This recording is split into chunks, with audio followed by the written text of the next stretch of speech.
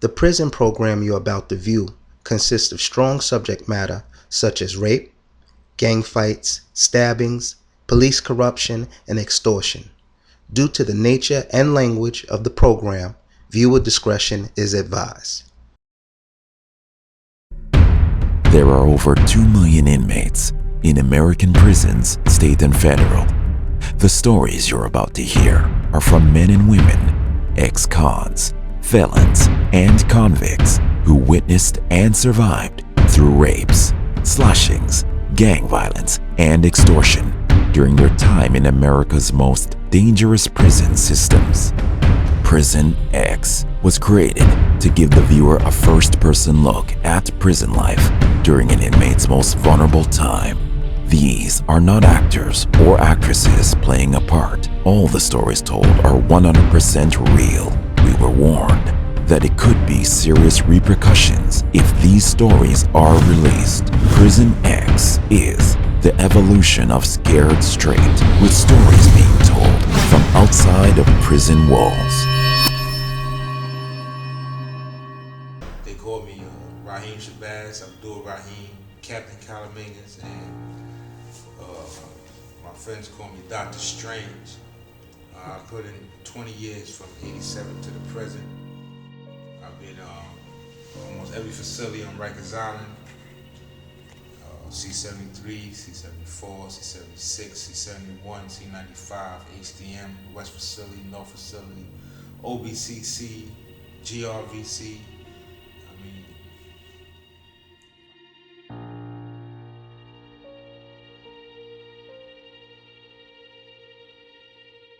was in a full building, and then I went through downstate. I've been in Ulster. I've been in Sing Sing, Greenhaven, Attica. I went to Attica with a non-violent 2-4, just because I like to write. Easton, Adirondack, and other facilities I don't even remember right now. Several state bids. One of my numbers was 00A2160. I remember that. Okay. My most memorable incident was the gang war that occurred in '89 in Sing Sing. Of course, a brother had got stabbed up real bad. The gang war was over drugs. It wasn't that it was Bloods or Crips or Yetas and like Kings of 5% or Muslims. It wasn't like that. It was just two drug groups that didn't meet up. You know, they disagreed with each other. And it was a brother that was on my tier, and they was wrapping him up with toilet paper. He was stabbed all up in his body. Yeah. So they was wrapping him with toilet paper as if it was a bandage, and it wasn't holding. He was still leaking. And, the main thing with that is, he asked me. He said, "Yo, what do you think?" I said, "Well, just answer this question. If you feel like you're going to pass out, what you going to do?" He said, "After I pass out, I'm call for help." I said, "You see what I'm saying? That don't make no sense. You said after you pass out, you're going to ask for help." So then he lifted up his shirt, called the CO, told everybody to get out of the cell, and then he went to the infirmary, and then he went to the box for his participation in the riot. But other than that, you know, that was my most trying experience as far as seeing somebody get cut. I mean, you have people who come running down the tier with pieces of steel sticking out their head looking for help. Yeah, they take a metal rod, you know, we got shops and stuff in it. And he got stabbed in the top of his head, and the steel was sticking out the top of his head. He left it in there. They kept telling him to leave the tier, but he didn't want to listen. So he had to learn the hard way. He had to leave with a piece of steel in his brain. As a matter of fact, from 87 through 89, I had filed a complaint that the city was responsible for 90% of the slashings and stabbings on the island because they were supplying the weapons. All of the mops, the brooms, the mop buckets, and the dustpans was made out of steel. So I made them transfer it over into plastic. I became a pain in their neck. They started mentioning me at roll call whenever I would hit their building, because I had a habit of liking paper.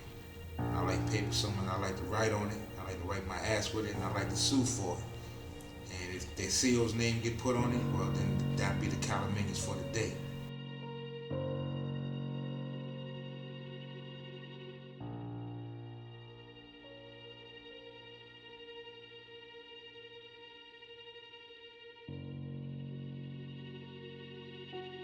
I mean, every mop was made out of metal back then. The mop bringing the buckets too, and all of them was broke. And it's a shame that they was pinning us against each other. What we had to realize was once we came in there, our only sole goal was to go home, not to gang up and try to oppress the next man, but to get together and make a movement to get up out of there. And that's when I started trying to find out what that law library was about.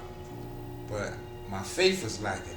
Once I got back into my faith, studying, I went to Christian services, Muslim services, Seventh-day Adventist services. I went to every service, even the Father Sent had services at HDM. I went to every service I can go to, right, to learn more about God, to learn more about the faith. And once I was able to put the faith together, then I was able to understand the law books, because the law books is written like the Bible in parables. And it became more easier when I was able to get my faith back together.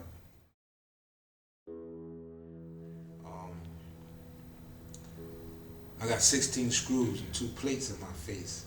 I was beat up in GRVC by Captain Hernandez and 4 of his boys in the receiving room, which is one of the reasons why I don't want y'all to see my face. I feel like false face. I got one side is bigger than the other. So you just take my word for it. Right now, it's about 15 degrees outside. My face feel like feet. So I'll just stay like this, and you know who I am. So that's all you need to know. And take kindness for weakness and not of the day. I got beat up because I told the captain that he was wrong for asking me to strip search when I was going to the clinic, and he was under the assumption that I was supposed to be going to court. He didn't like being told he was wrong, so he handcuffed me and took me to the receiving room and stomped the guts out of me. I wound up getting 3 plates in my face, and then they had to cut them out, put 2 plates, and then they sewed them down with 16 screws. Cut my throat open twice. We sued him, we had him fired, and I'm really trying to get rearrested so I can go to jail with him and then give him the same treatment and turn his other cheek. But what we have to understand is the jail system is not really built for what we thought it was built for. It's not really built for crime, because there's really no such thing. If you look at the 10 Commandments, everything that's in the penal law is in the 10 Commandments. So what we're actually doing is committing sins, and the punishment is just too great. First of all, Rikers Island is contaminated. For those of you that don't know, I mean, some of us are blessed enough to have our families come and visit us. But did you know that your family is being exposed to methane gas? It's in the computer as well. You can figure it out. It's at buzzle.com. Methane gas exposure symptoms. There's 14 of them. You might even have them. And it's in Rikers Island history, landfill project. And it's very serious because they're paying $1.5 million for anybody who's susceptible to that. But they put gag orders on it. So they can't speak about it. Right. But you can get your bread, but you got to sue for it. I worked in the law library after Sing Sing. I learned the law basically in Sing Sing. This guy wanted $75 to do a brief, and he was on his 5th appeal, and I couldn't understand it, so I just asked him what each book represented, and I just read every book in the library and just kept reading. And it was something that I had to do. I want to meet my man Drake and OBCC. And we linked up real quick on the conspiracy case. We had 80-something co-defendants. We knocked out his kingpin status, and 2 to 3 years we was home. And if they wouldn't have copped to that, they would have beat him straight up on the motions. Yeah, they gave him kingpin status. Yeah, they gave him kingpin status. For sure. For a conspiracy charge. For a conspiracy charge. Didn't have no names on the paperwork or anything. Oh, that's another thing. This is for all the brothers and sisters. A lot of brothers and sisters getting picked up on these drug charges. They shut the drug labs down in 1996 under the ASCLD. I got a copy of the confidential police report, and I'm going to give y'all a copy so y'all can show it on the screen as well as in your truck. This ASCLD is called Accreditation State Crime Lab Directive, and the federal government came down and checked in New York to check the labs. Come to find out they was contaminated, the technicians didn't know what they was doing. And a lot of the lab tests, all the lab tests from 96 up were bogus. You got a whole lot of family members doing time for nothing off of fake reports. The 5 borough district attorneys all agreed to fake these reports. You can tell that the reports are fake because they're missing the chemistry equivalent to the name or method for what you're incarcerated for. Like, heroin will carry opiates, and there's a marking for opiates that's made by the chemist. For instance, in cocaine, there's a L isomer that's supposed to be marked on the lab report. It's not there. And the duplicative equivalent, which would be the D isomer, is also not there. Which means that whole lab report is not good, but our brothers is going upstate with 4.5 to 9, an incomplete culture to do complete time. So you have to understand that this is very big. This is bigger than small, trust me. Next time on Prison X. I take it back to when I was in Green in 1988.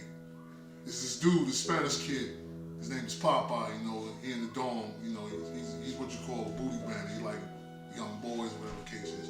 So whatever the case is, he do what he do. But I kept warning him, whatever the case is, that's not tolerated in here, that's not tolerated. So one morning I'm going in the bathroom, brush my teeth, whatever. And I thought I was like hallucinating or something. I'm hearing moaning and groaning. This is Prison X.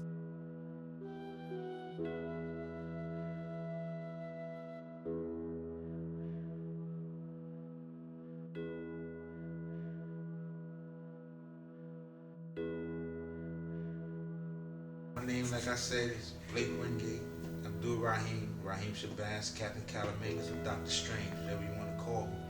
And you just witnessed some of my stories for Prison X. What do you call it? Mm-hmm. Prison X. And you stay tuned for the next one, because you will be able to see how a person like me can get in touch with the president and get a response.